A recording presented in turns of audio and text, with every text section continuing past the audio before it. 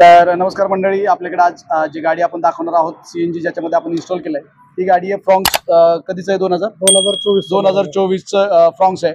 BS6 मध्ये येते. तिच्यामध्ये जे आपण किट इन्स्टॉल केलंय ते प्रॉपर कपलर टू कपलर मध्ये मिजो जे आहे ते आपण याच्यामध्ये किट इन्स्टॉल केलंय. आणि सर आता आपल्या बरोबर आहेत, गाडीचे जे ओनर आहेत ते बरोबर आहेत, शिवाय त्यांचे जे मित्र आहेत ते पण बरोबर आहेत. त्यांच्याकडं 2 गाड्या त्यांनी बाहेरून सीएनजी फिटिंग केल्या होत्या आणि आज त्यांना बघायचं होतं. म्हणजे ही गाडी त्यांनी पण आपल्याकडे बुकिंग त्यांची आहे पुढच्या महिन्यातली, तर ती बुकिंग झाली आहे आणि सरांचं ओळखीचे असल्यामुळं त्यांनी आज बघायचं म्हणून पण आपल्याकडे आलेले आहेत की कसं काय चालते वगैरे, त्यांचा परफॉर्मन्स बघायचा होता. त्यांच्या गाड्यांचा जो एक्सपिरियन्स आहे तो तसाच आहे का काय वेगळा आहे हे बघण्यासाठी ते आले होते.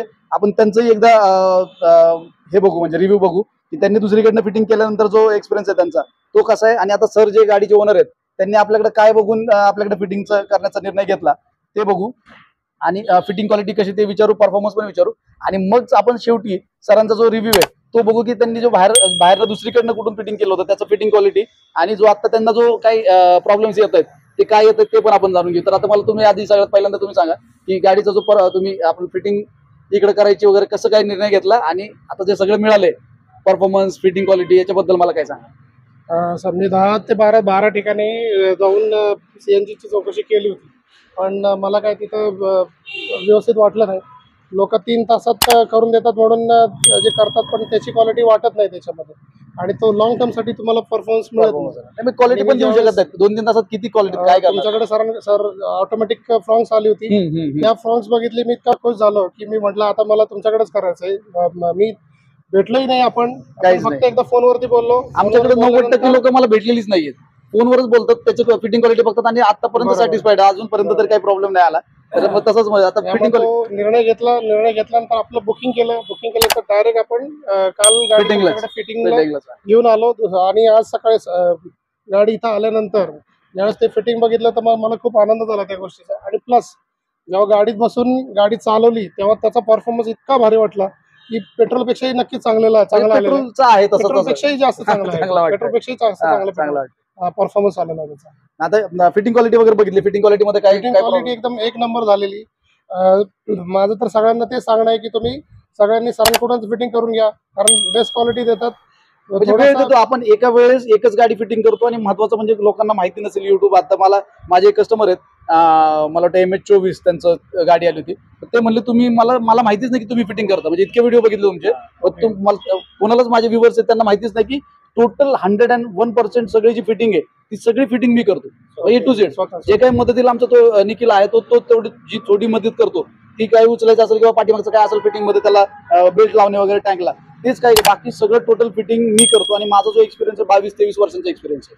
LPG पासून आम्ही काम करतोय, मुंबईला होतो पूर्वी आमचं, तर तेव्हापासून काम करतोय. टोटल फिटिंग मी करतो. आता सरांकडे आपण थोडंसं जाऊयात. तुमच्याकडे ब्रेझा आहे बरोबर, हायब्रिड आणि स्विफ्ट पण आहे म्हणले तुम्ही, दोन्ही गाड्या बाहेरून फिटिंग करून घेतल्या. तर आतापर्यंत कसा एक्सपिरियन्स आहे तुम्ही? सर पहिलं तर तुम्हाला सांगतो, मी पहिली माझ्याकडे स्विफ्ट आहे, तिला पण CNG बाहेरनच आहे, आणि आता जी ब्रिज आहे तिला पण CNG बाहेरनच टाकलं. तर तुम्हाला परफॉर्मन्सचा विषय सांगतो.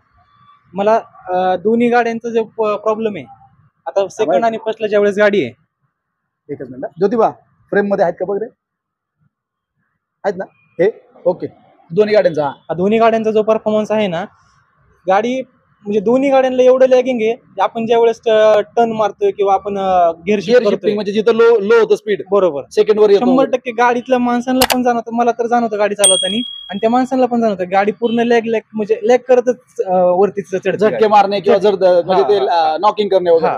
मी खास आलोच त्याच्यामुळे आज की मला बघायचं होतं मला काय फरक पडतोय. 100% फरक आहे. 100% किती डिफरन्स आहे तुमच्या आमच्या याच्यामध्ये? सर तसं कामाच्या हिशोबाने चेक केलं का, गाडी कुठल्याच अँगलनी ओळखू येणार नाही की गाडी तुमची CNG बाहेरनं फिटिंग केलेली आहे. पहिला फरक तो झाला. आणि दुसरी गोष्ट म्हणजे जे मला प्रॉब्लेम होता ना ते लॅगिंगचा, आणि गाडीच्या माझ्या गाडीला नॉइजिंग पण आहे. पहिलं CNG टाकल्यानंतर ना गाडीचा आवाज थोडा चेंज झाला, फायरिंग चेंज झाली होती. त्यानंतर आता मी मगाची ड्राईव्ह घेतली ना, तर त्यावेळेस गाडी म्हणजे असं कळतच नाही गाडी आपण थोडक्यात काय केलं, तुमचं बुकिंग आहे पुढच्या महिन्यात, ते बघायलाच आधी आलं की तुम्ही खरं तर बघण्यासाठी झालंय ऍक्च्युली की बाबा खरंच काय फरक पडतोय का नाही. तर आता मला ते सांगा की तुमची जी ब्रेज आहे तिचं आता तुम्ही काय केलं ते पण सांगा, म्हणजे आपल्या व्हिडिओ कळू द्या. कुणाकडे केलं आपण सांगत नाही, काय केलं कुठं सांगत नाही, कुठलं लोकेशन सांगत नाही आपण, पण त्यांनी आता काय केलं ते सांगतील तुम्हाला, काय करून आले. माझी पहिली ब्रेजाच आहे, तर आता मी तिला सीएनजी किट टाकला 3 3 महिन्यापूर्वी. महिन्यापूर्वी टाकलं होतं. प्रॉब्लेम असा झालाय की 3 महिने झाले ना, आता मला मी ते काढून टाकलंय सीएनजी. त्यांच्याकडे जाऊन काढून घेतलं, त्यांच्याकडे जाऊन काढून घेतला मग आपल्याकडे बुकिंग केलं. आणि यांच्याकडे बुकिंग करून आता माझी पुढच्या 8 तारखेला माझी बुकिंग आहे. मग ते तुम्ही आता तुमची फिटिंग बघितली असेल, तुम्ही पहिली सांगू शकता म्हणजे आमच्या व्ह्यूअरला की जे तुम्ही बघितली तुमची फिटिंग 100% त्यात आणि यात फरक आहे का? 100% फरक आहे. फरक आहे. हो. आणि परफॉर्मन्स मध्ये तर तुम्ही बघितला आता. परफॉर्मन्स तर मी आता स्वतः चालवली ना, जे झटके वगैरे होते काहीच येणार नाही म्हणजे आम्ही काहीच नाही, काय गाडी ओळखूच येत नाही की ओळखूच बाबा हा सीएनजी वर आहे. म्हणजे मी आपल्या व्ह्यूअर्सला सांगतो की काय आहे, म्हणजे फरक काय आहे की फिटिंग क्वालिटी. आणि किती वेळा दिली होती गाडी तुम्हाला? मला गाडी दिली ती बघा 4-4.5 तासात गाडी. 2:30 वाजता गेलतो आम्ही, आम्हाला 6च्या आसपास गाडी त्यांनी दिली होती. 4-4.5 तासात गाडी डिलिव्हरी झाली होती फिटिंग करून. आपण 1.5 दिवस लावतो म्हणजे तसं साधारण 1.5 दिवस म्हणजे टोटल ट्रायल वगैरे आपली 1-1.5 तासाची ट्रायल झाली असेल. हा आता बरोबर ट्रायल आहे. सगळं म्हणजे तिचं ट्युनिंग वगैरे ट्रायल तुम्हाला प्रॉपर दोघांनी गाडी चालवली 1-1.5 तासात आपण तेवढं ट्रायल देतो आणि ते झालंय. लोक 4-4.5 तासात फिटिंग करतात, होऊ शकत नाही. म्हणजे जर तुम्हाला क्वालिटी द्यायची असेल किंवा जर त्याला किटला त्याची लॉंग लाईफ ठेवायचं असेल तुम्हाला किट, तर तुम्हाला 4-4.5 तासामध्ये फिटिंग होऊ शकत नाही. वेळ द्यावा लागतो. प्रॉपर वायरिंग बघितली असेल तुम्ही कसे, मी एकदा आता बघून घ्या म्हणजे तुम्हाला तुम्ही फिटिंग पण दाखवतो. आणि सरांचा एक एक्सपिरियन्स आपण बघितला की काय होऊ शकतं म्हणजे गाडीमध्ये, की ते एकदम परेशान होते म्हणजे तुम्ही जवळजवळ. मग मी आता काढलं कशासाठी म्हणजे त्यांनी काढून टाकलं ते किट आणि मग आपल्याकडे बुकिंग केलंय. ब्रेझा हायब्रिड आहे. आपण तिला आता फिटिंग केल्यानंतर सरांचं परत एकदा व्हिडिओ करूच आपण की काय त्याच्यामध्ये पूर्वीचा त्यांचं जे एक्सपिरियन्स होता आणि आता आपण बसवल्यानंतर काय, तो पण बघायचा असेल तर व्हिडिओ नक्की चॅनलला सबस्क्राईब करून ठेवा. तर हा फ्रॉन्क्सचा इंजिन आपण बघू शकतो. तर या ठिकाणी जर आपण बघितलं तर मिजोचा प्रॉपर कपलर टू कपलर 8 इंजेक्टरवाला जो ECM आहे तो याच्यामध्ये आपण इन्स्टॉल केलाय. वायरिंग पासून आपण इकडनं आता ECM कडे आलोच आहे तर वायरिंग पासून सुरुवात करू. अशा प्रकारे सगळी वायरिंग म्हणजे आता इथं बॅटरीचा कनेक्टर आपण बघितला तो इन्सुलेट केलाय आपण प्रॉपर. तर पाठीमागे जाणारी म्हणजे स्विचची वायर आपण या ठिकाणी बघू शकतो. ही स्विचची वायर आहे, छोटी असते, दाखवतो मी झूम करून तुम्हाला. आणि ह्या सगळ्या वायर म्हणजे इथं जर बघितलं आपण ही कंपनीची वायर आहे आणि ही जे ह्या 2 वायर्स जे आपल्याला दिसत आहेत त्या वायर्स आपल्या आपण केलेल्या आहेत. म्हणजे आपण वायरिंग मधला डिफरन्स बघायचं म्हटलं तर ही कंपनीची वायर आहे, ही आपली वायर आहे, ही आपली वायर आहे, ही आपली आहे, इथं सगळे आपलेच वायर आहे, इथं फक्त कंपनीची ही वायर आहे. तर अशा प्रकारे आपण हा सगळा इंजिन बी बघतोय. तर या ठिकाणी मॅप सेन्सर लागलाय, रिड्युसर लागलाय. रिड्युसर लावण्यासाठी पण आपण फॅब्रिकेटेड ब्रॅकेट आपण बनवतो. तर अशा प्रकारे आपण हा ब्रॅकेट बनवलाय. पाठीमागच्या बाजूला जे इंजेक्टर लावतो तर इंजेक्टर लावण्यासाठी पण आपण फॅब्रिकेटेड ब्रॅकेट बनवतो आणि अशा प्रकारे त्याला इन्स्टॉल केलेलं आहे. तर सगळं टोटल इंजिन बी आपण बघू शकतो की अशा प्रकारे आपण हा इंजिन बे एकदम नीट अँड क्लीन म्हणजे कुठेही काही अस्ताव्यस्त नाही. फिलिंग वॉल या ठिकाणी लागलाय, त्याचंही पाइपिंग आपण बघू शकतो की एकदम व्यवस्थित म्हणजे खालची पाईप असेल ती एका लाईन लेवलमध्ये इकडनं इथं येऊन इथं फिलिंग वॉलकडनं आली, एक पाठीमागून जी गेली आहे ती इकडनं आली आणि इकडनं जाऊन अशी पाठीमागच्या बाजूला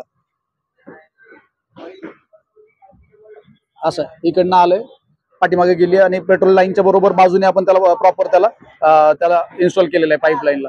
तर अशा प्रकारे हा गाडीचा सगळा इंजिन बे गाडी अशा प्रकारे फायनल झालेली आहे आणि आपण गाडी आता डिलिव्हर करतोय. धन्यवाद.